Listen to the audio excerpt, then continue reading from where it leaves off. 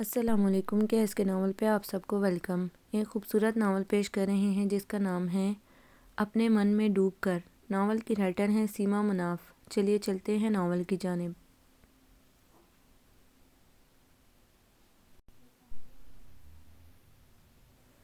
صبح ہی صبح پھر وہی بات ہو گئی تھی جس سے میں بے انتہا چڑھتا تھا۔ مجھے یونیورسٹی سے دیر ہو رہی تھی، اسی لیے امی کو جلدی ناشتہ تیار کرنے کا کہہ کر میں باتھ روم میں گھس گیا۔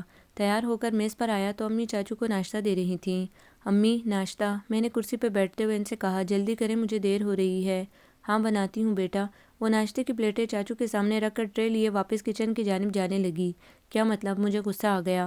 ابھی تک ناشتہ بنا نہیں؟ میں نے آپ سے کہا بھی تھا کہ مجھے آج یونیورسٹی جلدی پہنچنا ہے۔ ابھی بن جاتا ہے بیٹا، تمہارے چاچو کے لیے بنا رہی تھی۔ وہ اطمینان سے کہہ کر کچن کی جانب مڑ گئی۔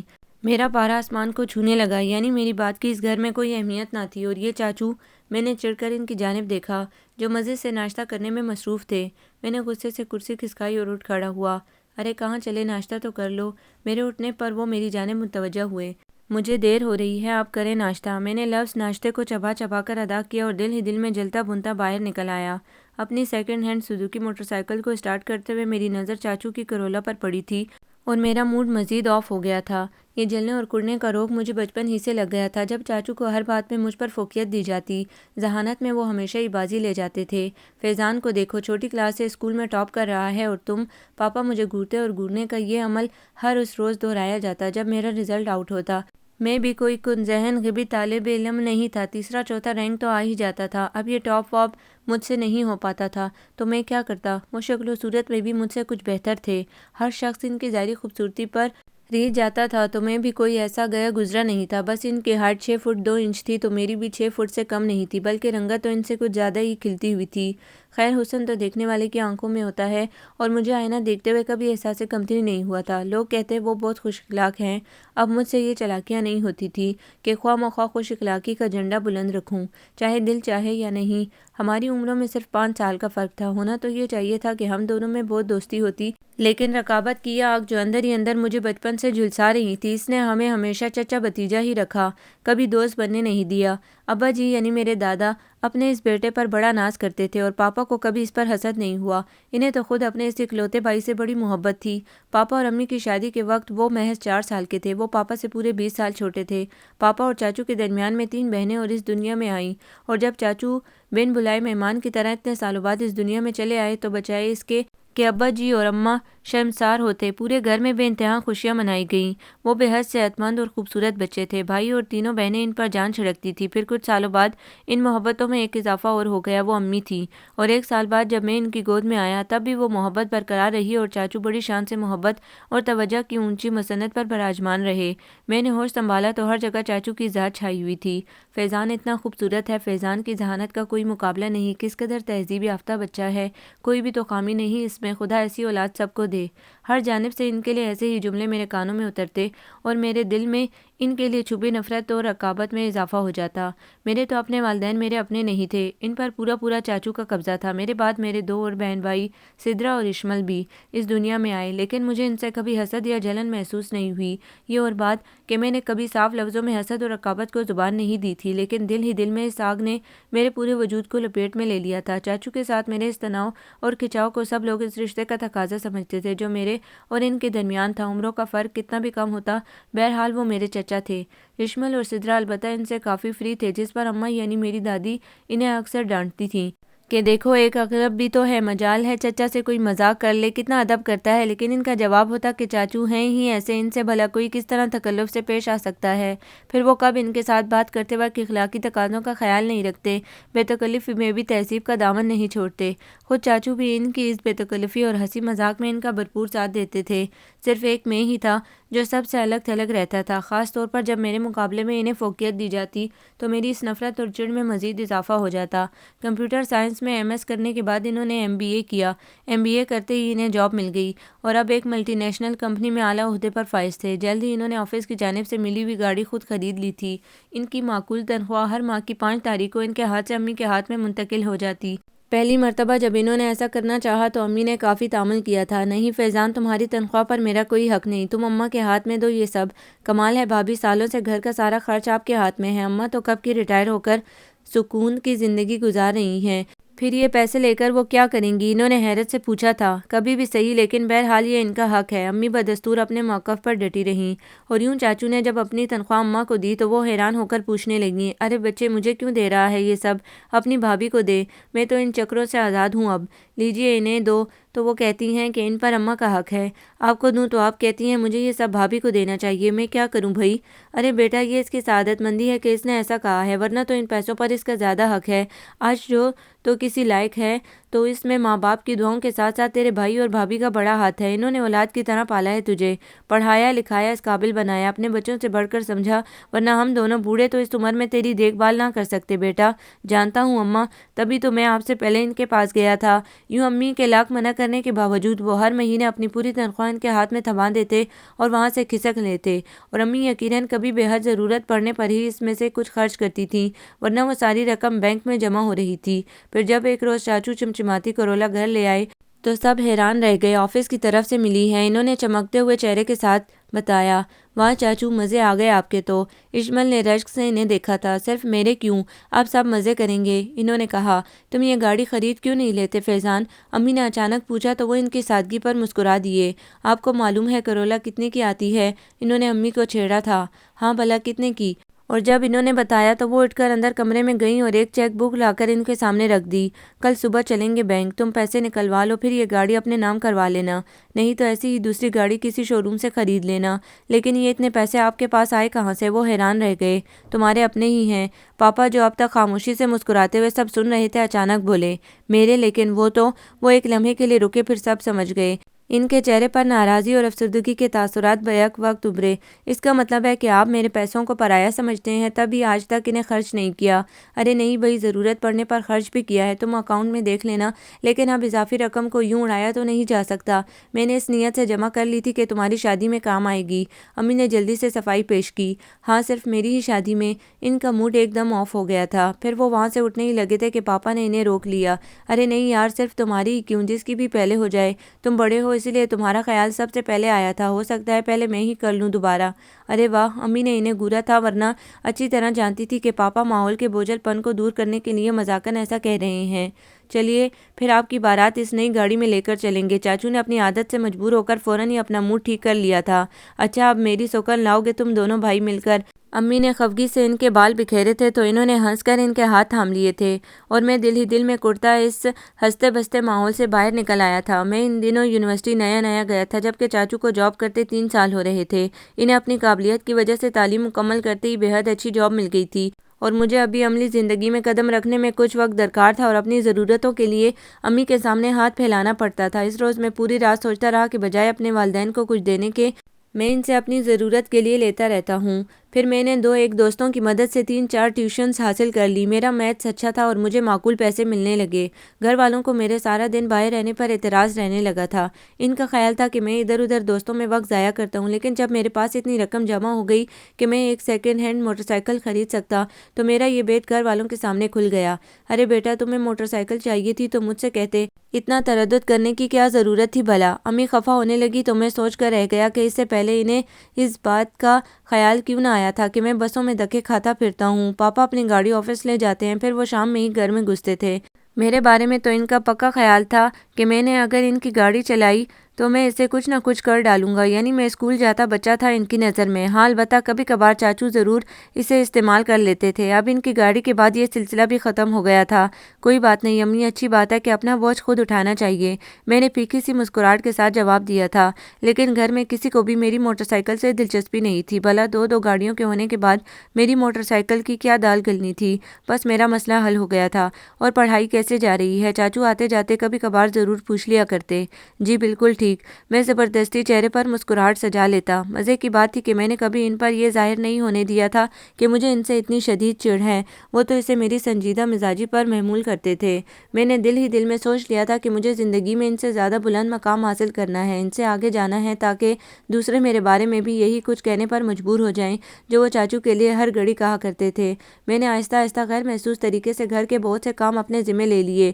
ہر کام کو احسن طریقے سے انجام دینے کے بعد میرے کان تعریفی جملوں کے منتظر رہتے، لیکن شاید میرے ان چھوٹے موٹے کاموں کو میرا فرض سمجھا جاتا، اور اگر یہی کام چاچو کرتے تو تعریفوں کے ڈونگرے برسائے جاتے ان پر۔ میں دل ہی دل میں گھر والوں کی ناانصافی پر کرتا۔ میرا ماسٹرز کا رزلٹ آیا تو میں ٹھیک ٹھاک نمبروں سے پاس ہو گیا تھا۔ ہاں، چاچو کی طرح میرا غیر معمولی نتیجہ نہیں آیا تھا جس پر پاپا نے مجھے کافی جھاڑا تھا۔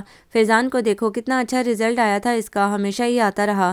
سدرا اور اشمل بھی اچھے نمبروں سے پاس ہوتے ہیں، لیکن تم جسٹ سیکنڈ ڈویژن، پاپا فرسٹ ڈویژن میں صرف 2% کم ہے۔ میں نے آہستگی سے احتجاج کیا۔ جس گھر میں ہر بچہ ٹاپ کرتا رہا ہو اور فرسٹ آتا رہا ہو، وہاں سیکنڈ ڈویژن، انہیں تو جیسے یقین ہی نہیں آ رہا تھا۔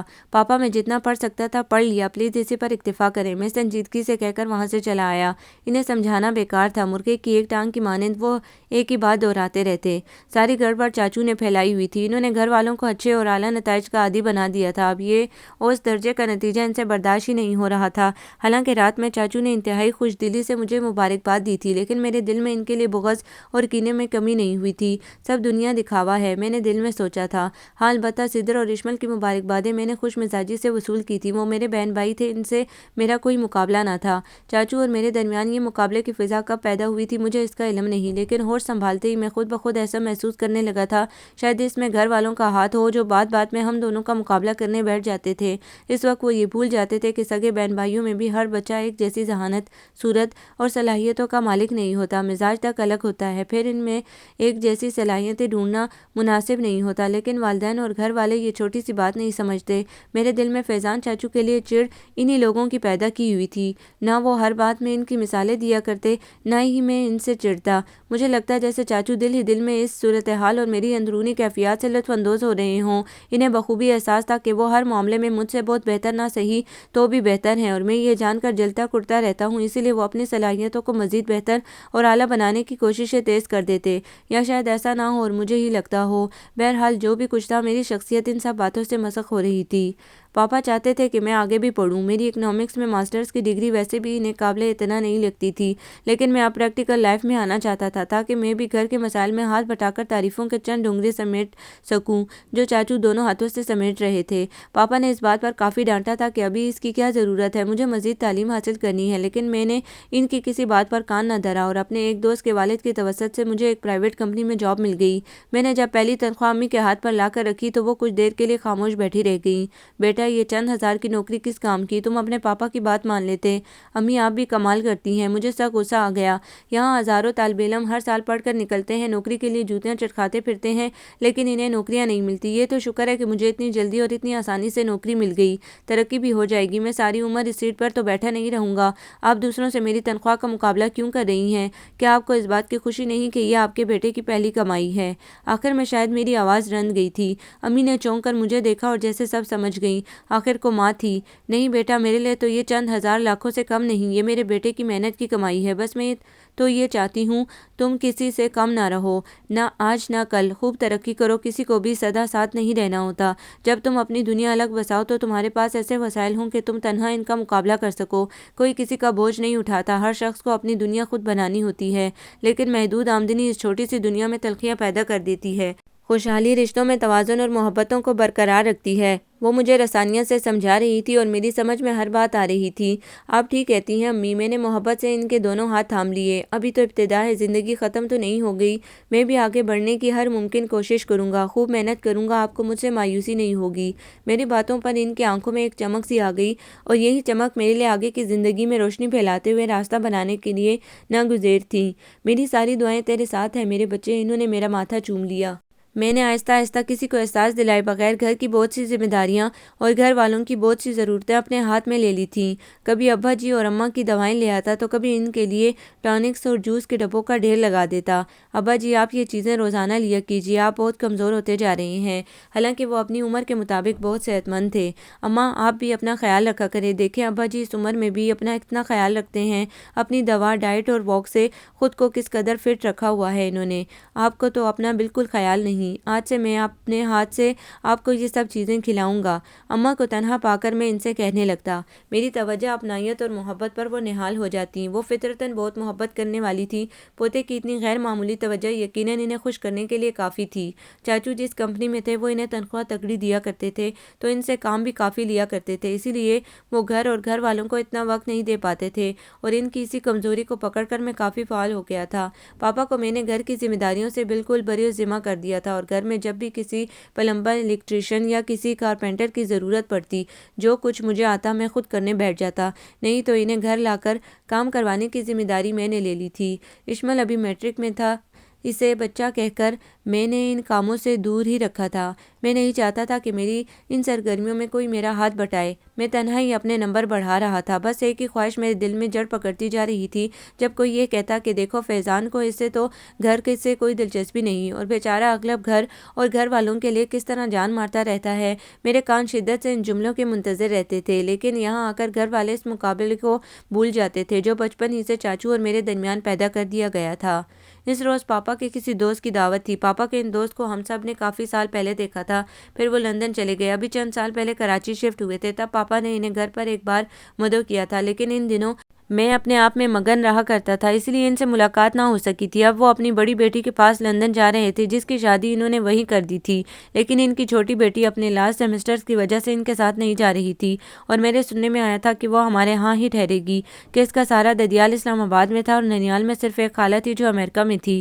خاصی فلمی اور افسانوی سچویشن ہے کہ ہیروئن ہیرو کے گھر میں آ کر ٹھہرتی ہے اور پھر ان کے درمیان دوستی ہو جاتی ہے، اور اس کے بعد سدرا نے اشمل کے کان میں سرگوشی کی تھی، لیکن میں زیادہ دور نہیں تھا، اسی لیے وہ سرگوشی میرے کانوں میں بآسانی اتر گئی تھی۔ لیکن یہاں تو دو ہیرو تھے، میرا تو کوئی ذکر ہی نہیں، بہت چھوٹا ہوں ابھی۔ اشمل نے منہ لٹکا کر جواب دیا تھا۔ مجھے ہنسی آ گئی تھی، لیکن میں نے میگزین چہرے کے آگے کر رکھا تھا۔ جو ہیروئن کو بھا جائے وہ ہیرو، دوسرا ولن۔ سدرا یقیناً آج کل فلمیں بہت دیکھ رہی تھی۔ چلو دیکھتے ہیں کہ کون ہیرو ہے اور کون ولن۔ میرا تو دل کہتا ہے چاچو ہوں گے، ویسے دل آنے کی بات ہے، جو لگ جائے پیارا۔ سدرا گنگنانے لگی اور میرا دل جل کر خاک ہو گیا، یعنی میرے اپنے بہن بھائیوں کی نظر میں چاچو کے سامنے ہیرو بننے کے قابل نہیں تھا۔ اسے آنے تو دو، پہلے یہ فیصلہ تو ہو جائے کہ وہ بھی ہیروئن بننے کے قابل ہے کہ نہیں۔ پہلی بار اشمل نے معقول بات کی تھی۔ ہاں یہ تو ٹھیک ہے۔ سدرا نے بھی اس کی تائید میں سر ہلا دیا تھا۔ اس روز میں نے دعوت کا سارا انتظام اپنے ہاتھ میں لے لیا تھا۔ صبح آفس جانے سے پہلے میں امی کو دعوت کی ساری چیزیں دے کر گیا تھا، اور اسی چکر میں آفس لیٹ پہنچا تھا۔ خیر آفس والوں کو اعتراض اس لیے نہیں ہوا کہ اب تک میں نے کوئی چھٹی نہیں کی تھی اور وقت پر اپنے آفس پہنچتا تھا۔ جاتے ہی میں نے آدھی چھٹی کی درخواست دے دی تھی، جو فوراً منظور کر لی گئی تھی کہ میں نے آفس آ کر 2-3 گھنٹوں میں اپنے سارے ضروری کام نپٹائے تھے۔ میں چاہتا تو چھٹی بھی کر سکتا تھا، لیکن میں نے ایسا نہیں کیا تھا، اور یہی بات میرے باس کو بہت پسند آئی تھی۔ جلدی گھر آ کر بھی میں نے بہت سے کام نپٹائے۔ امی میری اس تبدیلی پر بہت خوش تھیں۔ سدرا اور اشمل بھی ساتھ مل گئے تھے۔ ہم لوگوں نے سارا انتظام باہر لان میں کیا تھا۔ پاپا آفس سے آئے تو سارا ارینجمنٹ دیکھ کر حیران اور بہت خوش ہوئے۔ زبردست، ان کے منہ سے بے ساختہ نکلا۔ کس نے کیا ہے یہ سب؟ سب اغلب نے کیا ہے۔ صبح آفس جانے سے پہلے سب چیزیں دے کر گیا تھا، ابھی بھی آفس سے جلدی آ گیا ہے۔ امی بھی وہیں آ گئی تھی۔ امی میرا کوئی تذکرہ ہی نہیں ہے، سدرا نے احتجاج کیا۔ ہاں بھئی، ان دونوں نے بھی بہت کام کیا ہے۔ امی مسکرائیں تو پاپا بھی مسکراتے ہوئے اندر چلے گئے۔ میرا کام ہو گیا تھا۔ پاپا کو معلوم ہو گیا تھا کہ آج کی دعوت کی تیاری میں میرا کتنا حصہ ہے۔ رات میں پاپا کے دوست، ان کی مسز اور بیٹی آئیں تو میں وردہ کو دیکھ کر سکتے میں رہ گیا تھا۔ وہ اس میں باسمی تھی۔ اسے دیکھ کر پہلا خیال کسی کھلتے ہوئے تازہ گلاب کا ہی آتا تھا۔ وہ بہت خوبصورت تھی اور بے انتہا دلکش چہرے کی مالک۔ اسے دیکھ کر ٹھٹک جانا کوئی اچنبھے کی بات نہیں تھی۔ سدرا اور اشمل بھی بہت متاثر نظر آ رہے تھے۔ وہ بھی بڑے دوستانہ انداز میں ان سے باتیں کر رہی تھی۔ اپنے بے انتہا حسن کے باوجود وہ مغرور نہیں تھی، اس پر مجھے حیرت ہو رہی تھی۔ شاید اسے یہاں رہنا ہے، اسی لیے اتنی خوش اخلاقی سے پیش آ رہی ہے محترمہ۔ میں نے اس کے گلابی چہرے کو تکتے ہوئے سوچا، ارے آپ ہمارے اغلب بھائی سے تو ملی ہی نہیں۔ سدرا کو باتیں کرتے کرتے ایک دم خیال آیا تو وہ مجھے پکار بیٹھی۔ اغلب بھائی یہاں آ جائیں، اتنی دور کیوں بیٹھے ہیں؟ میں چہرے پر بظاہر سنجیدگی لیے ان کے پاس چلا آیا۔ یہ ہیں اغلب بھائی، اور اغلب بھائی یہ ہیں وردہ۔ آپ مجھ سے 2-3 سال ہی بڑی ہوں گی، اسی لیے میں آپ کو باجی باجی نہیں کہوں گی۔ سدرا کے کہنے پر وہ مسکرائی۔ چلو ٹھیک ہے، دوستی زیادہ بہتر ہے، لیکن آپ جناب کے ساتھ کہ بہرحال میں تم سے کم از کم 4 سال بڑی ہوں گی۔ تم بھی انٹر میں ہونا؟ جی، سدرا نے سر ہلایا۔ میں خاموشی سے ان کی باتیں سن رہا تھا۔ آپ بہت کم بولتے ہیں۔ وہ اچانک مجھ سے مخاطب ہوئی تو میں گڑبڑا گیا۔ نہیں، کچھ ایسا کم بھی نہیں، شاید آپ کا روب حسن ہے۔ اشمل کے کہنے پر میرے ماتھے پر سلوٹیں ابھر آئیں۔ کچھ بھی تھا، وہ مجھ سے کافی چھوٹا تھا اور میں نے شروع سے ان دونوں کو خود سے ایک فاصلے پر رکھا تھا۔ مجھے چھوٹوں کی اس حد تک بے تکلفی بالکل پسند نہ تھی کہ وہ بدتمیزی میں بدل جائے۔ وہ خود بھی اشمل کے اس طرح کہنے پر جھیم سی گئی تھی۔ آپ کس سبجیکٹ میں ماسٹرز کر رہی ہیں؟ مائکرو بائیولوجی، اس نے مختصراً جواب دیا۔ اوہ، میں ہونٹ سکیڑ کر رہ گیا۔ میں آرٹس کا بندہ سائنس پڑھنے والوں سے خواہ مخواہ روب میں آ جاتا تھا، لیکن میں نے ظاہر نہیں ہونے دیا۔ ہم دونوں کافی حد تک بے تکلف ہو چکے تھے، ساتھ ساتھ اشمل اور سدرا کے چٹکلے بھی جاری تھے۔ پھر کچھ ہی دیر میں چاچو کے چلے آنے پر جیسے چراغوں میں روشنی نہ رہی، اور اس روز ویسے بھی شاندار لگ رہے تھے وہ۔ فون کلر کے کلف لگے ہوئے شلوار سوٹ میں وہ انتہائی ڈیشنگ لگ رہے تھے۔ میرا دل حسد کی آگ میں سلگنے لگا۔ میں نے دیکھا وردہ اور اس کے امی ابو بھی چاچو کی دلکش شخصیت سے کافی متاثر نظر آ رہے تھے۔ اب ہے اصل مقابلہ، سدرا نے اشمل سے آہستگی سے کہا تو وہ سر ہلانے لگا۔ چاچو اپنی شخصیت کے عظمی اعتماد کے ساتھ آتے ہی ان لوگوں کے ساتھ باتوں میں مصروف ہو گئے تھے۔ وردہ بھی اب مجھے نظر انداز کر کے ان سے باتوں میں مگن ہو گئی تھی۔ میں جلتا کرتا وہاں سے اٹھایا، پھر اشمل کے کھانا لگ جانے کی اطلاع پر ہی میں اپنے کمرے سے باہر نکلا۔ میرے جانے اور واپس آنے کا وردہ نے شاید کوئی نوٹس نہیں لیا تھا، تبھی وہ کھانے کے دوران چاچو کے ساتھ باتوں میں مصروف رہی۔ ہنسی اس کے تراشیدہ لبوں سے جھرنوں کی طرح پھوٹ رہی تھی۔ چاچو پتہ نہیں اسے کون سے لطیفے سنا رہے تھے۔ ان میں اس طرح محفل پر چھا جانے اور لوگوں کے دلوں تک رسائی حاصل کرنے میں کمال حاصل تھا۔ وہ اپنی شخصیت، اعتماد، تعلیم اور شاندار نوکری کا بہت فائدہ اٹھاتے تھے۔ جس کسی شخص میں اتنی خوبیاں ہوں، اس کے لیے دوسروں کو متاثر کرنا کون سا مشکل کام ہے۔ لیکن ایسا ہوتا کب ہے؟ یہ میری ایک خام خیالی ہی تھی۔ اس رات پتہ نہیں کیوں میری آنکھوں سے نیند جیسے اڑ سی گئی تھی۔ پہلی بار کوئی لڑکی مجھے اس حد تک اچھی لگی تھی کہ میں ایک لمحہ بھی اس کا خیال اپنے دل سے ہٹا نہیں پایا تھا۔ میرے لیے اسے پانا کوئی اتنا مشکل بھی نہ ہوتا کہ میں بھی کوئی ایسا گیا گزرا نہیں تھا، لیکن درمیان میں یہ چاچو کی ذات۔ ظاہر ہے ہر شخص کو اپنے لیے بہتر سے بہتر ساتھی کی تلاش ہوتی ہے۔ اب اس وردہ کو جب اسی گھر میں مجھ سے بہتر شخص مل جاتا تو اسے مجھ میں کون سی خوبی نظر آتی؟ پھر مجھے اپنی ہی سوچ پر ہنسی آنے لگی۔ ضروری تو نہیں کہ وہ اس گھر میں اپنے لیے ایک ساتھی ڈھونڈے۔ وہ یہاں اس کام کے لیے تو نہیں آ رہی تھی۔ اسے ہمارے ہاں چند مہینے رہنا تھا، اس کے فائنل سیمسٹر تک۔ اس کے بعد یا تو وہ اپنی بہن کے پاس لندن چلی جاتی، یا پھر اس دوران اس کے والدین لوٹ آتے تو وہ اپنے گھر شفٹ ہو جاتی، اور مجھے جو کرنا تھا اسی دوران کرنا تھا۔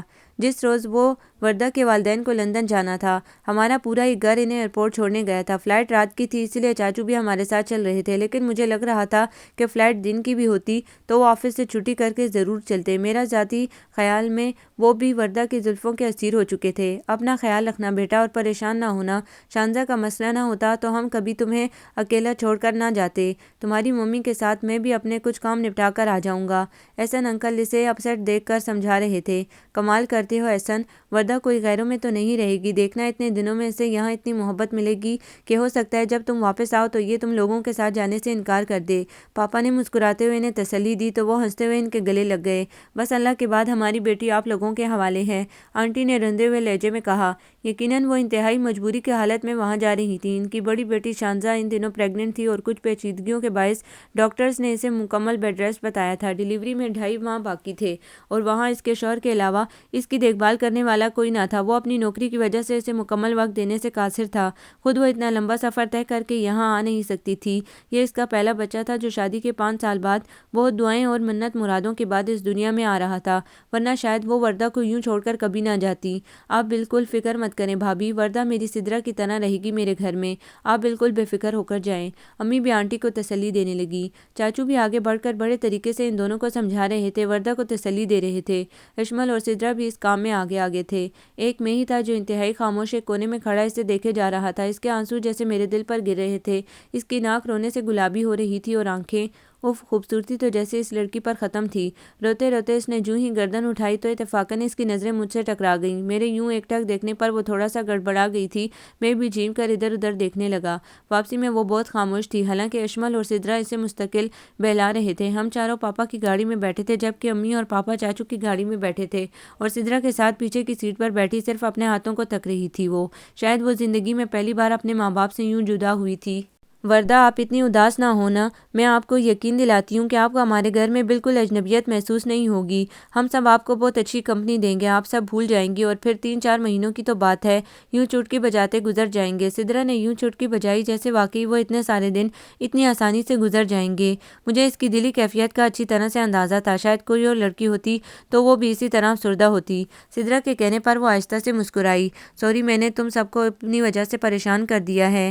ہرگز نہیں، ہم تو بلکہ بہت خوش ہیں، آپ آئی ہیں تو خوب انجوائے کریں گے، اشمل نے کہا۔ سب اسے سمجھا رہے تھے لیکن میں اپنی اصلی سنجیدگی کی وجہ سے کچھ نہ کہہ سکا، بس خاموشی سے سنتا رہا۔ گھر پہنچتے ہی وہ سب سے معذرت کر کے اپنے کمرے میں چلی گئی تھی۔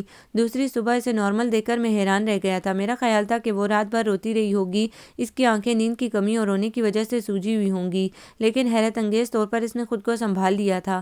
میں آفس جانے کے لیے تیار ہو کر ناشتے کے لیے لاؤنج میں آیا تو وہ میز پر ناشتہ لگا رہی تھی۔ ارے آپ، حیرت سے میرے منہ سے بے ساختہ نکلا تھا۔ ایک تو اس کا نارمل ہونا، دوسرے اتنی تندی سے گھر کے کاموں میں مشغول ہونا میرے لیے اچنبے کی بات تھی۔ کیوں، میں کیا؟ وہ پوچھنے لگی۔ آپ کل ہی تو آئی ہیں، آج کام میں لگ گئی، میں نے خود کو سنبھال کر کہا۔ میں بھی اسے یہی سمجھا رہی تھی بیٹا، لیکن یہ سن نہیں رہی۔ اب یہ سارا ناشتہ اس نے میرے ساتھ بنوایا ہے، میرے لاکھ منع کرنے کے باوجود۔ امی بھی کچن سے برآمد ہو گئی تھی۔ تو کیا ہوا آنٹی، میں گھر میں بھی تو ممی کے ساتھ یہ سب کرتی تھی۔ دراصل لندن میں اتنے سال رہنے کی وجہ سے ہمیں گھر کے سارے کام کرنے کی عادت ہو گئی ہے، وہاں نوکر اتنی آسانی سے تھوڑی ملتے ہیں۔ شانزا آپی، امی اور میں مل جل کر کرتے تھے سب کچھ۔ پھر بھی بیٹا، تم یہاں مہمان ہو، امی سے سمجھانے لگی۔ مہمان؟ وہ ٹھٹکی۔ آنٹی، مہمان صرف 2 دن کا ہوتا ہے، اور اگر آپ نے مجھے مہمان سمجھا تو مجھے اپنا بندوبست کہیں اور کرنا ہوگا۔ دھمکی؟ مجھے ہنسی آ گئی۔ او، آپ ہنستے بھی ہیں؟ وہ ٹھٹک کر مجھے دیکھنے لگی۔ شرمندہ ہو کر میری ہنسی رک گئی۔ امی مسکراتی ہوئی واپس چلی گئی، یقیناً کچن میں چولہے پر کچھ چھوڑ آئی تھیں۔ سوری، میں نے اس لیے تو نہیں کہا تھا کہ آپ ہنسنا بند کر دیں۔ وہ بھی کچن کی جانب پلٹ گئی۔ اس دوران چاچو اور پاپا بھی ناشتے کے لیے آ گئے تھے۔ اشمل اسکول جا چکا تھا اور سدرا یقیناً تیار ہو رہی تھی۔ بھابھی، مجھے دیر ہو رہی ہے آفس سے۔ چاچو نے میز پر بیٹھتے ہی ناشتے کے لیے ہانک لگائی تھی اور وردہ ان کے ناشتے کی ٹرے تامے بوتل کی جن کی طرح کچن سے نمودار ہو گئی تھی۔ السلام علیکم، اس نے ان دونوں کو دیکھتے ہی کہا تو پاپا اسے ناشتہ لاتا دیکھ کر تھوڑے حیران ہو رہے تھے۔ کیسی ہو بیٹا، نیند ٹھیک سے آئی؟ اور یہ تم ناشتہ کیوں لا رہی ہو؟ انہوں نے بیک وقت کئی سوال کر ڈالے تھے۔ سب ٹھیک رہا انکل، اور ٹھیک ہے، اور ناشتہ لانا کوئی اتنا بڑا کام تو نہیں کہ ہر شخص پریشان ہو۔ اس نے مسکراتے ہوئے ناشتہ میز پر چن دیا تھا۔ بالکل نہیں، کوئی پریشان نہیں ہو رہا، آپ مزے سے جس طرح چاہیں رہیں، چاچو نے انتہائی اطمینان سے کہا اور ناشتے میں مصروف ہو گئے۔ حالانکہ ناشتے کی میز پر پہلے میں آیا تھا، لیکن ہمیشہ کی طرح امی نے ناشتہ پہلے چاچو کو دیا تھا، اور پہلی بار ان کی یہ بے انصافی مجھے بری نہیں لگی کہ اس طرح میں اس کے ساتھ کچھ زیادہ وقت گزار سکتا تھا۔ میں اس دوران بظاہر اخبار میں گم ہو چکا تھا، لیکن میری نظریں اس کے قدموں کو چوم رہی تھیں اور کان اس کی آواز کے سحر میں گم تھے۔ چاچو اور پاپا ناشتہ کر کے چلے گئے تو میں سنبھل کر بیٹھ گیا۔ سدرا بھی تیار ہو کر آ گئی تھی۔ امی بھی کاموں سے فارغ ہو کر اپنا ناشتہ وہیں لے آئی تھی۔ وہ سدرا اور امی کے ساتھ باتوں کے دوران ناشتے میں مصروف تھی کہ اچانک امی نے مجھے مخاطب کیا۔ اغلب، تم وردہ کو یونیورسٹی ڈراپ کر کے آفس چلے جانا، راستے میں ہی پڑے گی یونیورسٹی۔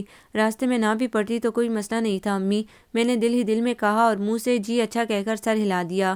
میں سوچ رہی ہوں گھر سے اپنی گاڑی لے آؤں آنٹی، یہ تو روز کا مسئلہ ہے، لیکن یہاں کھڑی کرنے کی مشکل ہوگی، 2 گاڑیوں کے بعد تیسری کی گنجائش کہاں ہے؟ اس نے کہا تو میں بے ساختہ بول اٹھا، میں روز آپ کو ڈراپ کر دوں گا وردہ، کوئی مسئلہ نہیں، لیکن مجھے واپسی میں پھر پوائنٹ سے آنا پڑے گا۔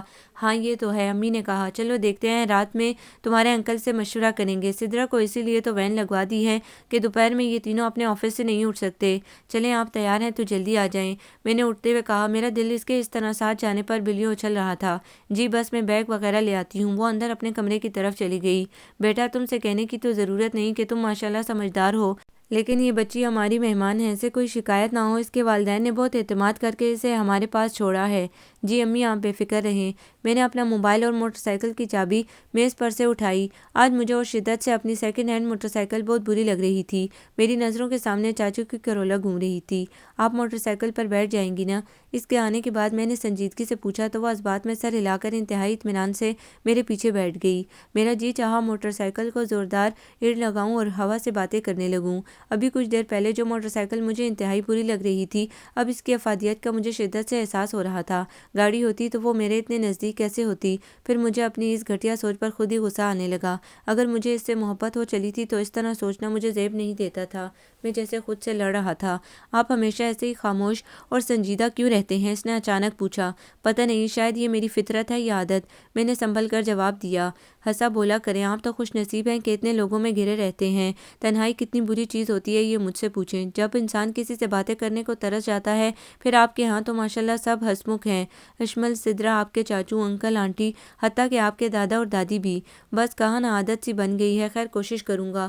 اپنوں سے، دوستوں سے باتیں کر کے انسان ہلکا پھلکا ہو جاتا ہے، اندر کی گھٹن نکل جاتی ہے۔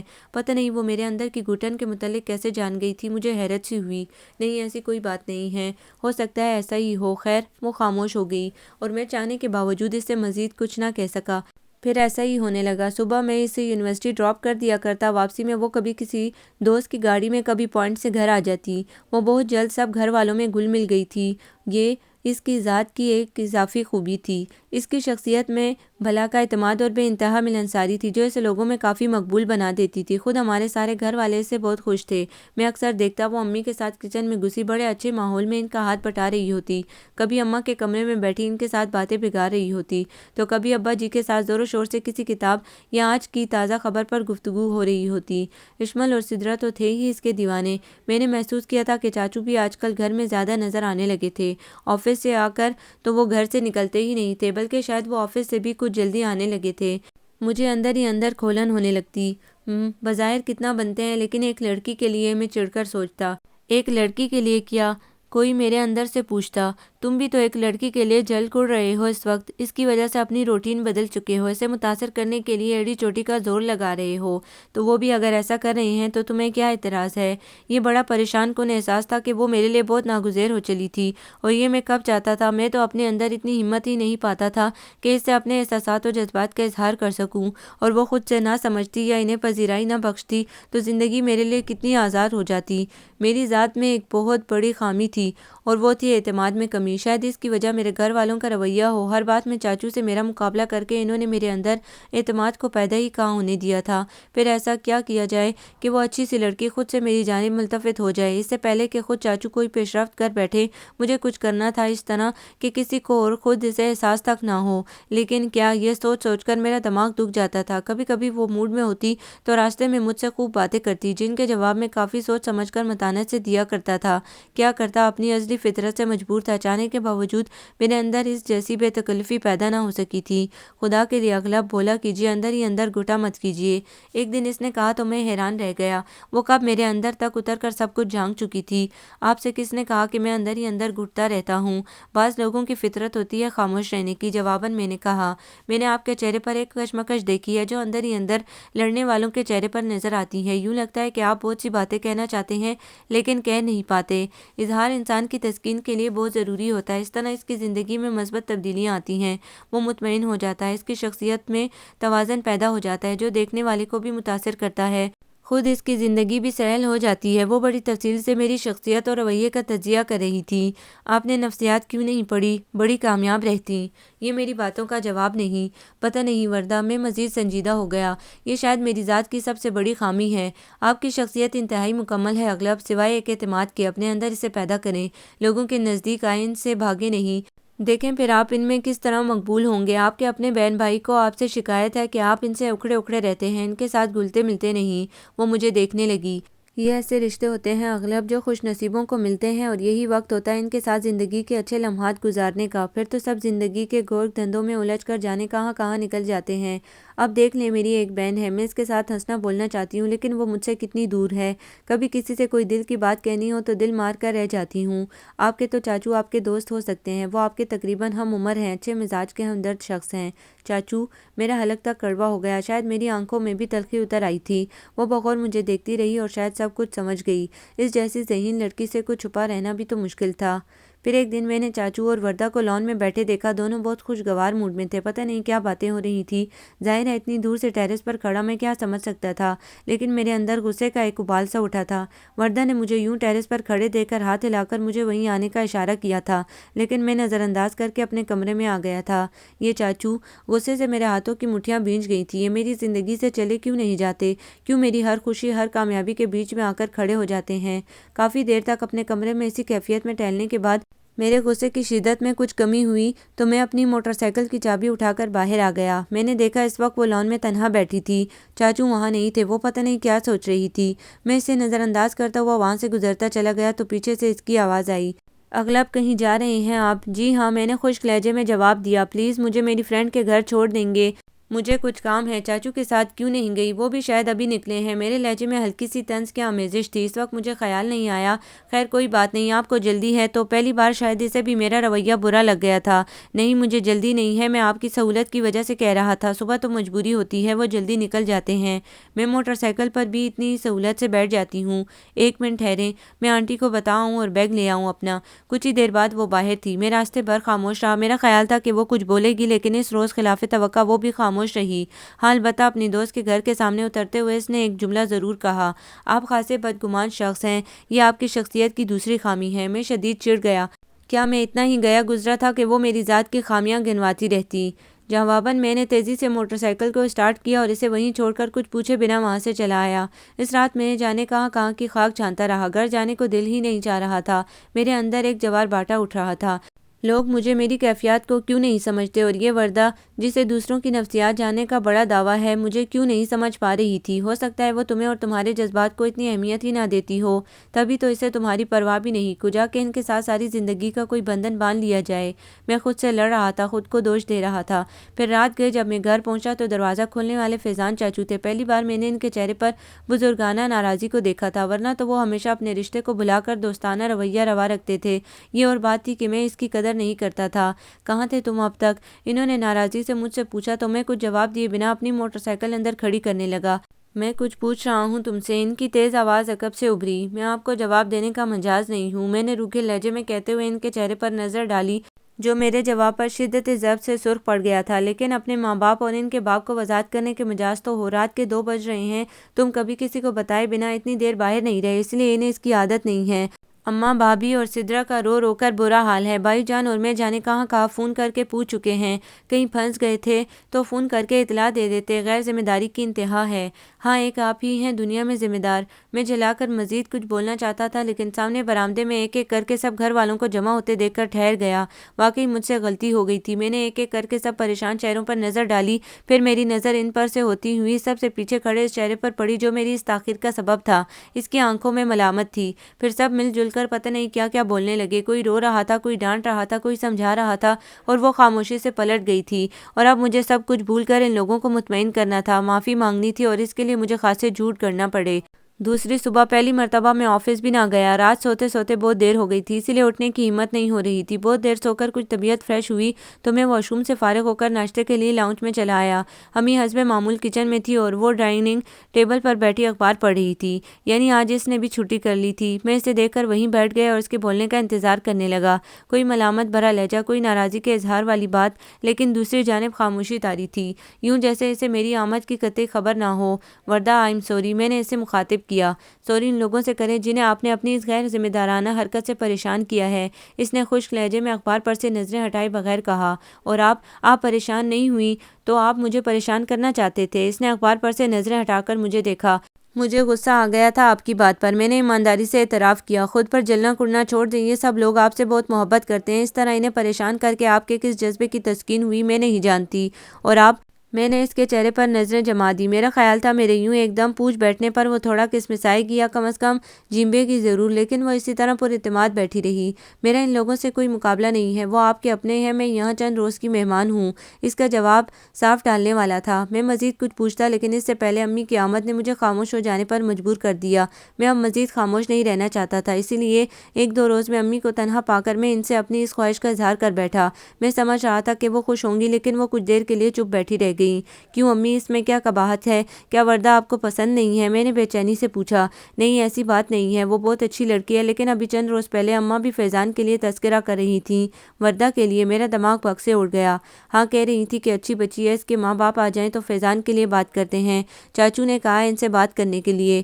میرا خیال ہے نہیں، یہ ان کی ذاتی خواہش لگتی ہے، کیونکہ انہوں نے اس کا ذکر نہیں کیا۔ تو پھر آپ انہیں بتا سکتی ہیں کہ میں ایسا چاہتا ہوں، انہیں کوئی اعتراض نہیں ہوگا۔ میں نے اطمینان کا سانس لیا۔ دیکھو میں بات کر کے دیکھوں گی، لیکن ظاہر ہے کہ فیضان بڑا ہے، پہلے اس کے بارے میں سوچا جائے گا۔ یہ کون سی کتاب میں لکھا ہے؟ میں چڑ گیا۔ پھر ان کے لیے کوئی اور لڑکی دیکھی جا سکتی ہے، اس کے پیرنٹس کو آنے تو دو، پھر سوچیں گے۔ ان کا انداز ٹالنے والا تھا۔ مجھے لگا کہ جیسے وہ ہمیشہ کی طرح چاچو کو مجھ پر فوقیت دے رہی ہوں، لیکن یہ کوئی ناشتے کا معاملہ نہ تھا کہ میں صبر کر کے بیٹھ جاتا۔ یہ میری پوری زندگی کا سوال تھا، اور میں نے سوچ لیا تھا کہ وردہ نہیں تو کوئی بھی نہیں۔ ان دنوں میرا دماغ پوری طرح الجھا ہوا تھا۔ میری سمجھ میں نہیں آ رہا تھا کہ میں وردہ کو اپنی جانب کس طرح ملتفت کروں۔ وہ تو یقیناً چاچو کی مصفت شخصیت کی اسیر ہو چکی تھی۔ اس روز کے بعد سے وہ مجھ سے تھوڑی کھینچ سی گئی تھی، اور اس کی یہ بیگانگی میری دیوانگی میں اضافہ کر رہی تھی، اور اسی لیے میں ایک روز اسے تنہا پا کر اس سے پوچھ بیٹھا، وردہ کیا آپ مجھ سے کچھ خفا ہیں؟ کس نے کہا آپ سے؟ وہ بے نیازی سے میگزین کے اوراق الٹتی رہی۔ میں نے محسوس کیا ہے، غلط فہمی ہے آپ کی۔ وہ اچانک اٹھ کر وہاں سے چلی گئی، اور میں ہونٹ بھینجے اسے دیکھتا رہ گیا۔ وہ یقیناً مجھ سے بھاگ رہی تھی۔ شاید اس نے میری آنکھوں میں وہ کچھ پا لیا تھا جس نے آج کل میرا چین سکون چھین رکھا تھا۔ محبت کس قدر بے کل کر دینے والا احساس ہوتا ہے، یہ مجھے ان دنوں پتہ چلا تھا۔ نہ آپ کے اختیار میں کچھ ہوتا ہے، نہ ہاتھ میں، اور پھر جب آپ کو یہ احساس ہو کہ ان راہوں پر چلنے والے آپ تنہا ہیں، جس کے لیے آپ اتنی کٹھنائیاں سہ رہے ہیں، وہ تو یکسر لاپرواہ ہے۔ کس قدر تکلیف دہ خیال تھا یہ بھی کہ وہ اور اس کے جذبے میرے نہیں ہیں۔ میری جھنجھلاہٹ اور اکتاہٹ اور بڑھ گئی تھی، اسی لیے میں گھر والوں سے بھی چڑا ہوا رہنے لگا تھا۔ اسی لیے ایک روز میں نے سدرا اور اشمل کو بھی بلا سبب ہی ڈانٹ دیا۔ وہ دونوں ٹی وی لاؤنج میں بیٹھے ہمیشہ کی طرح ایک دوسرے سے الجھ رہے تھے۔ میں کچھ دیر پہلے ہی آفس سے آ کر وہاں بیٹھا تھا، اور صبح کا اخبار ہاتھ میں لیے خبروں پر نظریں ڈال رہا تھا۔ میرا سارا دھیان کچن کی جانب تھا، جہاں امی اور وردہ شام کی چائے کی تیاریوں میں لگی ہوئی تھیں۔ کچن کے اندر کا آدھا حصہ یہاں سے صاف نظر آ رہا تھا۔ وردہ کا آسمانی آنچل ادھر سے ادھر لہرا رہا تھا۔ وہ امی کے ساتھ خوش گپیوں اور کام میں مصروف تھی، اور کیسے اس گھر کا ایک حصہ لگ رہی تھی۔ کاش تم ہمیشہ کے لیے یہیں رک جاؤ اس گھر میں۔ میرے دل میں ایک کھوک سی اٹھی، لیکن اگلے لمحے مجھے خیال آیا کہ وہ اس گھر میں ایک دوسرے شخص کی وجہ سے بھی رک سکتی ہے۔ یہ سوچتے ہی میرے اندر غصے کی ایک تیز لہر سی اٹھی۔ اسی وقت اشمل نے شاید سدرا کو کسی بات پر چھیڑا تھا جس پر وہ زور سے چیخی تھی۔ مجھے اس کے اس طرح چیخنے پر شدید غصہ آ گیا تھا۔ کیا بدتمیزی ہے سدرا، اتنی بڑی ہو گئی ہو لیکن تمیز نام کو نہیں ہے تم میں، اس طرح چیختے ہیں۔ میرے ناراض ہونے پر وہ تھوڑی سی چپ ہو گئی۔ اخلاق بھائی، یہ اشمل مجھے تنگ کر رہا ہے۔ میری چوٹی کھینچی تھی اس نے، تو کیا ہوا؟ ذرا سی چوٹی کھینچنے پر اس طرح چیختے ہیں؟ میں تو مذاق کر رہا تھا۔ اشمل نے ڈٹائی سے مسکراتے ہوئے سے زبان چڑھائی۔ دیکھیں، اس نے پھر زبان چڑھائی ہے، مجھے بلا وجہ ستاتا رہتا ہے۔ سدرا نے پھر سے منہ بنایا۔ حالانکہ بات کوئی بھی نہ تھی، بہن بھائی اس سے زیادہ ایک دوسرے سے چھیڑ چھاڑ کرتے ہیں، جس سے گھر میں زندگی کا احساس ہوتا ہے، لیکن میں نے ان دونوں کو بری طرح جھڑک دیا تھا، اور پھر غصے میں اٹھ کر وہاں سے جانے لگا تھا۔ کچن سے چائے کی ٹرے تھامے وردہ اس سارے جھگڑے کو دیکھ کر کچھ دیر کے لیے تھم سی گئی تھی۔ کہیں کا غصہ کہیں کیوں نکالتے ہیں آپ؟ مجھے جاتے دیکھ کر اس نے جتایا تو میں رک گیا۔ کہاں کا غصہ ہے مجھے؟ میں نے اسے گھورا۔ اس موضوع پر پھر بات کریں گے، فی الحال تو چائے پئیں۔ سیانے کہتے ہیں چائے غصے میں وہ کام کرتی ہے جو آگ پر ٹھنڈا پانی۔ وہ وہیں بیٹھ کر چائے کپ میں انڈیلنے لگی۔ سوری بھائی، آپ آفس سے تھکے ہوئے آئے تھے اور ہم جھگڑنے بیٹھ گئے۔ سدرا نے منمناتے ہوئے معذرت کی تو میں شرمندہ ہو کر بیٹھ گیا۔ اس دوران وہ ہنستے بولتے ہوئے سب کو چائے دیتی رہی۔ امی بھی وہیں آ گئی تھی۔ ابا جی اور اماں نے تو اپنے کمرے سے نکلنا بالکل چھوڑ دیا تھا۔ کم از کم اس وقت تو نکلا کریں باہر۔ میں نے چائے پیتے ہوئے امی سے کہا، ابا جی کسی دوست سے ملنے گئے ہیں، جبکہ اماں سو رہی ہیں۔ جب سے ان کے گھٹنوں نے کام کرنا چھوڑا ہے، وہ کم ہی نکلتی ہیں باہر۔ آپ نکالا کریں نا انہیں، ویل چیئر پر باہر آ جائیں، سب کے درمیان بیٹھیں۔ ہاں، آدمی اندر ہی اندر گھٹتا رہے تو ٹھیک نہیں ہوتا اس کے لیے۔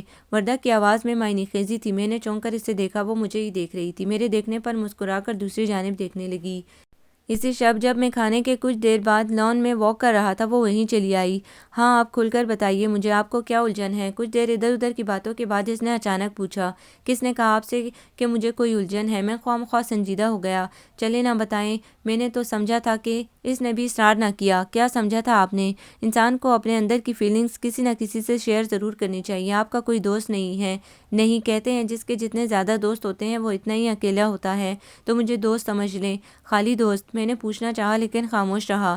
چلے نہ صحیح، کسی اور کو بنا لیں۔ ہماری زندگی میں دوستی بڑا اہم کردار ادا کرتی ہے۔ دوست تو بعد میں آتے ہیں۔ میں نے تو سگے رشتوں کو کبھی خود سے مخلص نہیں پایا۔ میری ذات، میرے اوصاف کچھ بھی نہیں ان کی نظر میں۔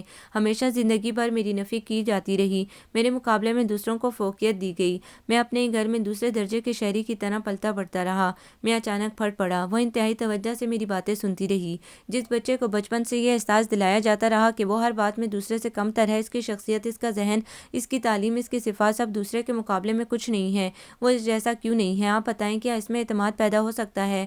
وہ اندر ہی اندر الجھتا ایک الجھی ہوئی شخصیت ہی بن سکتا ہے۔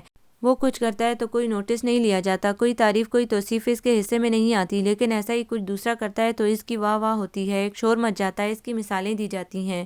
اور یہ دوسرا کون ہے؟ آپ کے چاچو۔ وہ فوراً ہی سمجھ گئی تھی۔ میری آنکھوں میں پھر سے نفرت کے سائے پھیلنے لگے جو شاید اس نے دیکھ لیے تھے۔ جہاں تک میں سمجھی ہوں اغلب تو یہ آپ کی سوچ ہے۔ آپ کے چاچو ایک مخلص اور مہربان شخص ہیں، آپ سب سے محبت کرتے ہیں، ان کے ذہن میں تو شاید آپ سے کسی مقابلے کا خیال تک نہ آیا ہوگا، اور رہے آپ کے گھر والے تو گھر میں 2 بہن بھائی بھی ہوں اور ان میں سے کوئی ایک بہتر ہو مزاج میں، پڑھنے میں، تو دوسرے بچے کو آگے بڑھنے کے لیے اکسانے کی وجہ سے اس کی مثالیں دی جاتی ہیں تاکہ وہ بھی اچھے بچے کی طرح محنت کرے، آگے بڑھے، ورنہ ماں باپ کے لیے تو سب بچے برابر ہوتے ہیں۔ آپ کے ماں باپ کے لیے بھی آپ اہم ہیں، آپ ان کی پہلوٹی کی اولاد ہیں، وہ بچہ جس نے پہلی بار دنیا میں آنکھ کھول کر انہیں ماں اور باپ کہلانے کا فخر بخشا، اور آپ سے زیادہ کسے چاہ سکتے ہیں وہ۔ اور رہی دوسری بات کہ آپ کچھ بھی کریں آپ کی واہ واہ نہیں ہوتی تو کیا آپ گھر کے کام گھر والوں کی خدمت تعریفیں سمیٹنے کے لیے کرتے ہیں؟ اس کے اچانک پوچھنے پر میں گڑبڑا سا گیا۔ اس بے انتہا ذہین لڑکی سے کچھ چھپانا عبث تھا۔ نہیں تو آپ غلط سمجھ رہی ہیں، میں ٹھیک سمجھ رہی ہوں۔ اغلب جب بھی کسی کے لیے کچھ کریں، چاہے وہ اپنا ہو یا غیر، خلوص کے ساتھ کریں، بنا کسی خود غرضی کے، بدلے کی نیت کے بغیر، کسی کے لیے کچھ کرنا پھر صلہ چاہنا تو آپ کے عمل کو ضائع کر دیتا ہے۔ آپ کی نیکی تو وہیں ختم ہو جاتی ہے جہاں آپ کے عمل میں غرض شامل ہو جاتی ہے، بے شک وہ غرض ایک چھوٹے سے توصیفی جملے کی چاہ ہی کیوں نہ ہو۔ میں ساکت، حیران اور ششدر بیٹھا اس کی باتیں سن رہا تھا۔ وہ کس طرح میرے اندر تک اتر گئی تھی، پاتال سے بھی گہری میری ذات اس کے لیے کیسی ہلکی ثابت ہوئی تھی۔ بس یہی فرق ہے آپ میں اور آپ کے چاچو میں۔ ایک بار بے غرض ہو کر دیکھیں۔ میں نے غور کیا، وہ چاچو کو مسلسل آپ کے چاچو کہہ رہی تھیں۔ کیا اس کے دل میں کوئی چور تھا؟ میں نے اس کی آنکھوں میں دیکھنا چاہا لیکن وہ جانے کے لیے مڑ چکی تھی۔ چلتی ہوں اب، آئیم سوری، آپ دوست بنانے کو تیار نہیں ہیں اور میں نے ایک اچھے دوست کی طرح آپ کی زندگی کی الجھنوں میں دخل اندازی شروع کر دی۔ وہ معذرت کر کے وہاں سے چلی گئی۔ میں اسے روکنا چاہتا تھا لیکن اس وقت میں اتنا الجھا ہوا تھا کہ سوائے اسے جاتے دیکھنے کے کچھ نہ کر سکا۔ پھر اس کے والدین واپس لوٹ آئے تو وہ اپنے گھر لوٹ گئی۔ اس کے جانے کے بعد گھر جیسے ایک دم ویران ہو گیا۔ اماں تو اسے یاد کر کے اکثر آہیں بھرتی، کیسی ہنسمکھ بچی تھی، گھر میں رونق بکھیرے رکھتی تھی، جاتے جاتے اپنے ساتھ ساری رونقیں لے گئی۔ ہائے ایسے تو نہ کہیں اماں، گھر سے گئی ہیں، دنیا سے تو نہیں۔ ان کے لیے لفظ تھی کا استعمال تو نہ کریں، سدرا انہیں ٹوکتی۔ اللہ میری توبہ بچے، ایسی باتیں تو منہ سے نہ نکال۔ میں تو کہہ رہی تھی کہ اس کے ہونے سے کیسی زندگی لگتی تھی گھر میں۔ وہ جلدی سے کہتی، ہاں تو ہمارے دم سے کوئی رونق نہیں اس گھر میں۔ سدرا جان بوجھ کر منہ بنا لیتی۔ نہ میری بیٹی، وہ اس سے لپٹا لیتی، بیٹیاں ہی تو گھر کی رونق ہوتی ہیں، لیکن پھر چلی جاتی ہیں تو ایک دم گھر ویران ہو جاتا ہے۔ تو پھر انہیں ہم ہمیشہ کے لیے یہاں ہی کیوں نہ لے آئیں تاکہ اس گھر کی رونق ہمیشہ برقرار رہے۔ وہ میرے دل کی بات کہتی تو میں دل ہی دل میں اس کا شکر گزار ہو جاتا۔ ہاں سوچا تو ہے، دیکھو ایک آدھ دن میں تمہاری ماں جائیں گی اس کے گھر۔ میں ان کے جواب پر بے قراری سے اٹھ جاتا، کہیں وہ چاچو کے لیے تو، اور یہیں آ کر میرے لیے جیسے سب ختم ہو جاتا۔ میں نے محسوس کیا تھا کہ جو ہی میں امی سے اس سلسلے میں بات کرتا وہ ٹال جاتی۔ پتہ نہیں اس سلسلے میں وہ سستی سے کام کیوں لے رہی تھی، حالانکہ وردہ کے والدین کو پاکستان آئے بھی ہفتہ بھر سے اوپر ہو چکا تھا۔ لیکن اس سے پہلے کہ میں انہیں وہاں جانے کے لیے پھر سے کہتا، پاپا کی طبیعت کی خرابی نے مجھے بلکہ ہم سب کو سب کچھ بھلا دیا۔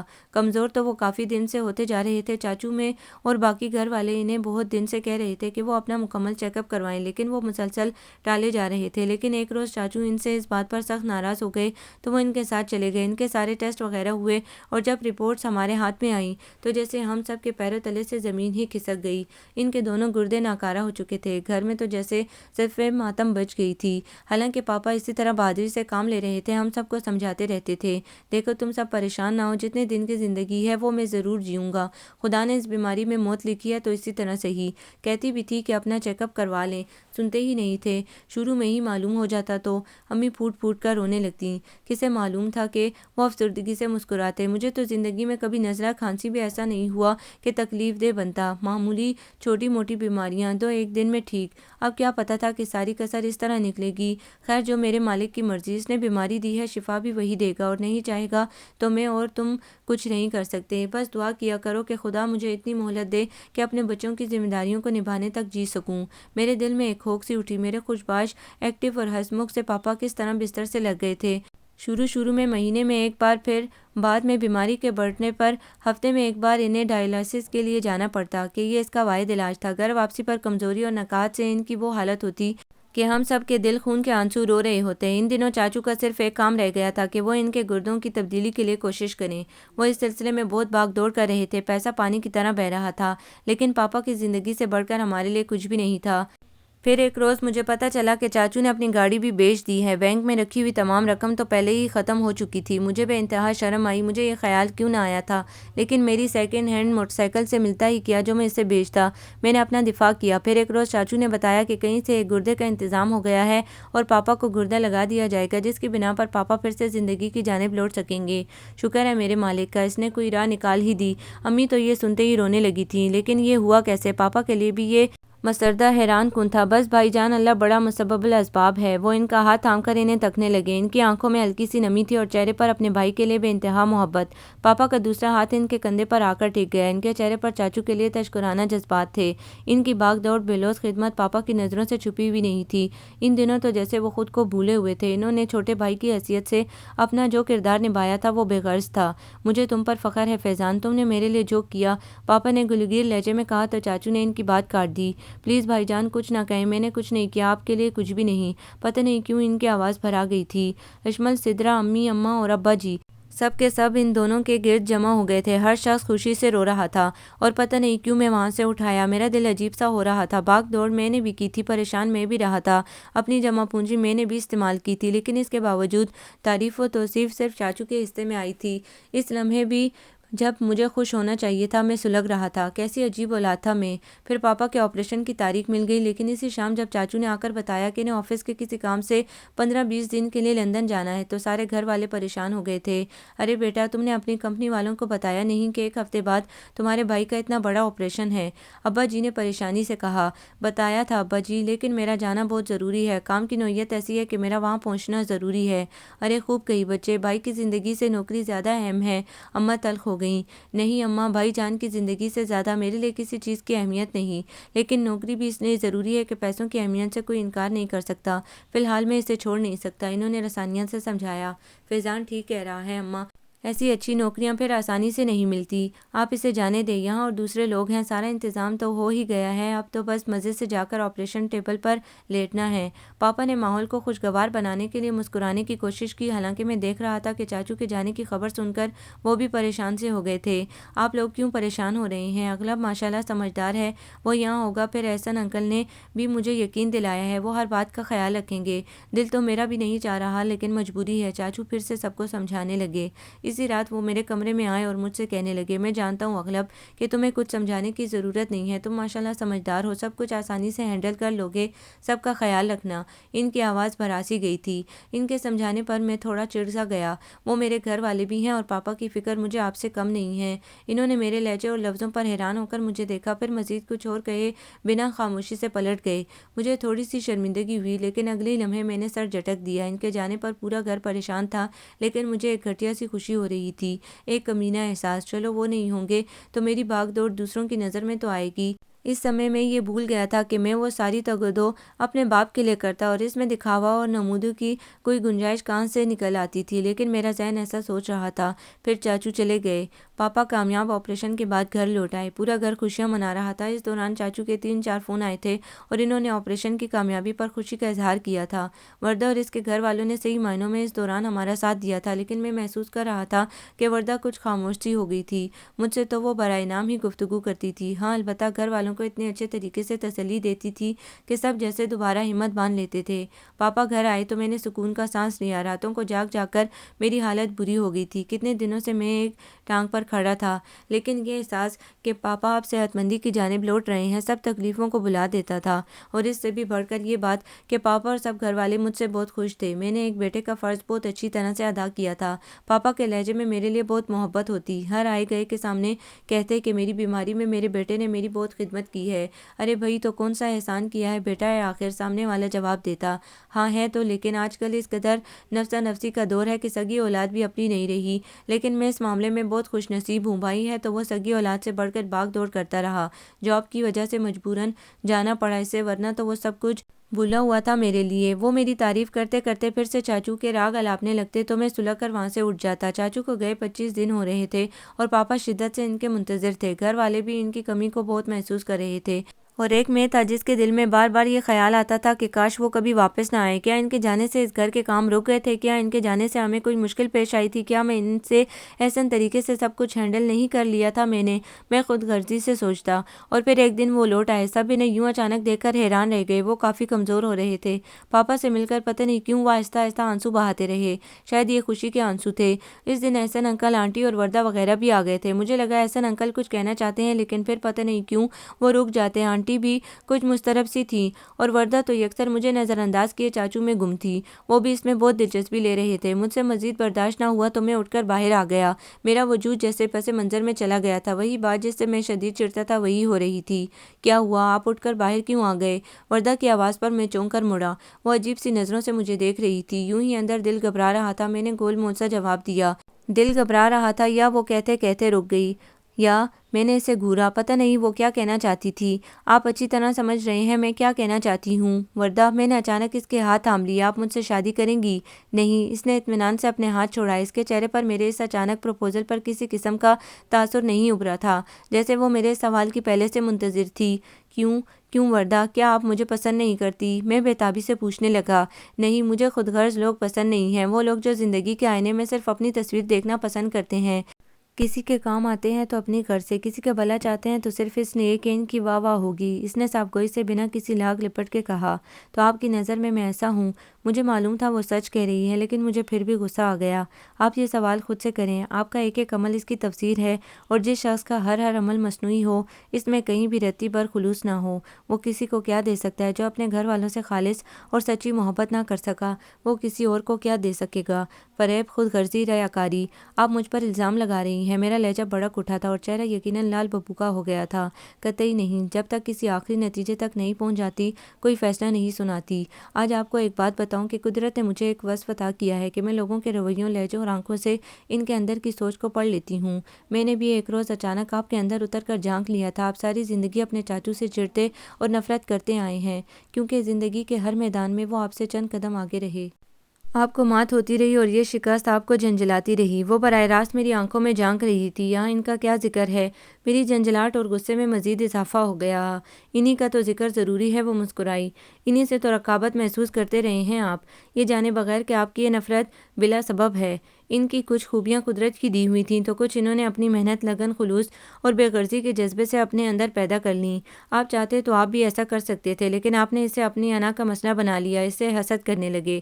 جانتے ہیں، حسد اس آگ کی طرح ہوتا ہے جو سوکھی لکڑی کو راکھ بنا جاتا ہے، اور وہ دل و دنیا کا سب سے برا دل ہوتا ہے جو حسد اور کینے جیسی برائیوں سے بھرا ہوا ہو۔ اور آپ نے اپنی تمام صلاحیتوں کے اسی کام میں لگا لیا اور خلوص اور سچائی سے دور ہوتے گئے۔ اور پتہ ہے انہوں نے کیا کیا؟ وہ سب کچھ بھول کر صرف محبت کرتے رہے، اپنے گھر والوں سے، اپنے بھائی سے۔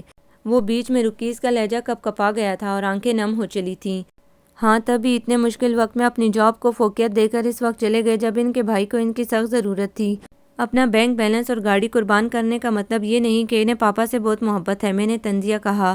ان کا جانا ضروری تھا۔ وہ بھی طنزیہ میری آنکھوں میں جھانکنے لگی۔ اپنا ایک گردہ اپنے بھائی کو دینے کے لیے ان کا منظر عام سے غائب ہونا ضروری تھا، اور وہ یہ بات کسی کو بتانا نہیں چاہتے تھے۔ میں حیرت اور بے یقینی سے اسے دیکھتا رہ گیا۔ یقین نہیں آ رہا نا؟ یہ بات صرف ممی اور پاپا کو معلوم ہے، یا پھر فیضان کے چند دوستوں کو؟ انہوں نے چھپکے چھپکے اپنے سارے ٹیسٹ کروائے تھے۔ خوش قسمتی سے ان کے ٹیشو میچنگ ٹیسٹ انکل سے مل گئے تھے۔ پھر بھی ڈاکٹرز اس کے لیے تیار نہیں تھے، لیکن وہ بضد رہے۔ ہر جگہ سے مایوس ہو کر انہوں نے یہ انتہائی قدم اٹھایا تھا، کیونکہ انہیں معلوم ہو گیا تھا کہ انکل گردے کی تبدیلی کے علاوہ کسی علاج سے ٹھیک نہیں ہو سکیں گے۔ پاپا کو بھی انہوں نے انتہائی مجبوری کی حالت میں اس راز میں شریک کیا تھا۔ یہ راز کوئی اور جانے نہ جانے، آپ کے لیے اس کا جاننا انتہائی ضروری ہے، تاکہ ایک عرصے سے ان کے لیے دل میں بھرا وہ بغض آپ نکال سکے جس نے آپ کے دل کو بری طرح ڈھانپ لیا ہے۔ وہ جانے کے لیے مڑی، پھر کچھ سوچ کر ٹھہر گئی۔ میں خاموش کھڑا رہا۔ میرے دل کی حالت عجیب ہو رہی تھی۔ خلوص، سچائی، بے غرضی کا مطلب مجھے آج سمجھ میں آ رہا تھا۔ میں تو ساری زندگی صرف اسی لیے دوسروں کے کام آتا رہا تھا کہ لوگ میری تعریف کریں، مجھے سراہیں، میری واہ واہ کریں، لیکن چاچو نے اتنا بڑا قدم اٹھا کر بھی دوسروں کو لاعلم رکھا تھا۔ انہیں بھائی کی زندگی کی پرواہ تھی، اس سے غرض نہ تھی کہ لوگ یہ بات جان کر انہیں آنکھوں پر بٹھائیں گے، ان پر تعریفوں کے ڈونگے برسائیں گے۔ اور وہ یہ بھی جانتے تھے کہ اگر انہوں نے اس بارے میں کسی کو بھی بتایا تو کوئی انہیں اس کی اجازت نہ دے گا۔ کوئی دے سکتا تھا ایسی مثال؟ میں تو شاید ایسا سوچنے کی بھی ہمت نہیں کر سکتا تھا۔ ابھی 2 دن پہلے آپ کی دادی اماں نے میرے پیرنٹس سے میرے سلسلے میں بات کی ہے۔ وہ فیضان کے لیے میرے آرزو مند ہیں۔ ساتھ ساتھ انہوں نے ممی سے یہ بھی کہا تھا کہ اگر کسی وجہ سے فیضان مجھے پسند نہ ہو تو میں اغلب کے لیے بھی ایسا سوچ سکتی ہوں۔ میرا اس گھر میں آنا ان کے لیے اہم ہے اور میں نے اپنے ممی اور پاپا کو بتا دیا ہے کہ میں فیضان سے شادی کرنا چاہتی ہوں۔ میں نے اس کی آخری بات پر چونک کر اسے دیکھا۔ میری ممی کی طرح آپ بھی مجھے ایک ناقابل اندیش لڑکی سمجھیں گے جو ایک صحت مند مکمل لڑکے کو چھوڑ کر ایک ادھورے شخص سے شادی کر رہی ہیں۔ یقیناً آپ کی نظر میں یہ جذباتیت کی انتہا ہے، لیکن نہیں، یہ میرا انتہائی دانشمندانہ فیصلہ ہے۔ آپ یہ بھی کہہ سکتے ہیں کہ میں آپ دونوں کو ہی چھوڑ کر کسی تیسرے شخص سے شادی کیوں نہیں کر لیتی، تو بھی میں ایسا نہیں چاہوں گی۔ اس دور میں ایک سچا، بے غرض اور پرخلوص شخص شاید مجھے کہیں اور نہ ملے، اور میں ایک چھوٹی سی کمی کے لیے اس سچائی کو کھونا نہیں چاہتی، اب چاہے لوگ مجھے بیوقوف کہیں، جذباتی کہیں یا انتہا پسند۔ میں نے دیکھا وہ مسکرا رہی تھی، جیسے اپنے اس فیصلے پر بہت مطمئن ہو۔ نہیں وردہ، آپ بالکل ٹھیک ہے، نہ تو آپ جذباتی ہیں نہ انتہا پسند۔ آپ نے اپنے لیے ایک بہترین شخص منتخب کیا ہے، اور یہ بات ایک طویل عمر کے سفر کے بعد مجھے پتہ چلی ہے۔ میں نے بھی مسکرانے کی کوشش کی اور اسے وہیں چھوڑ کر اندر چلا آیا۔ آپ کو یہ ناول کیسا لگا؟ کمنٹس میں اپنی رائے ضرور دیں۔ ہمارے چینل کو لائک کریں، سبسکرائب کریں، شیئر کریں۔